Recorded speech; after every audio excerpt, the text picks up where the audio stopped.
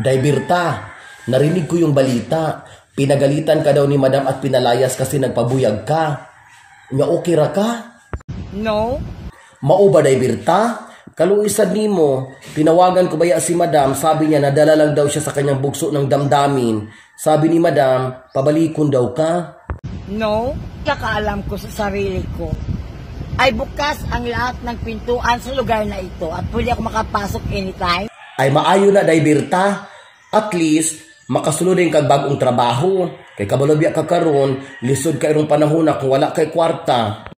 At pwede rin ako makalabas anytime. Agoy. Wad-an ang imong style, Day, uy.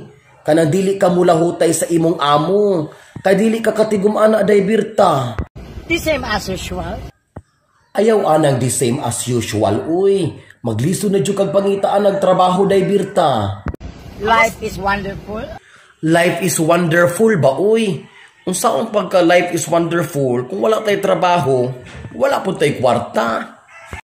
Life is precious and life is powerful. Oh, naaraman day na. Kabalo man day ka nga life is precious, life is powerful. So dapat maningkamot ka para sa imuha nga future. Feel yun na ako, Berta. Nagbalik yun mo sa imong ex ug munay nakaingon nganong naglayas-layas ka. I don't like a man. I don't like a man. Nitukar na po imong pagka-denial, Berta. I hate boyfriend. I hate boyfriend di ay ha. Si kinsa man ang imong sigihat padalas Palawan. But I... Unsay bat? Daan ko palagi. Nagbalik yun mo sa imong ex-boyfriend. Basig nalimot ka, Berta. Amiga kay tang duha. Nitukar na po ng imong pagkatusoy. like happiness in my life. Happiness ba, oy? Unya, kung mag-away mo sa imong boyfriend, ari ka mo balik na ako, gabaan dyo ka, Berta, sa imong pagkatusoy. Oh, don't call me that. Mamatay? Hindi ako mamamatay.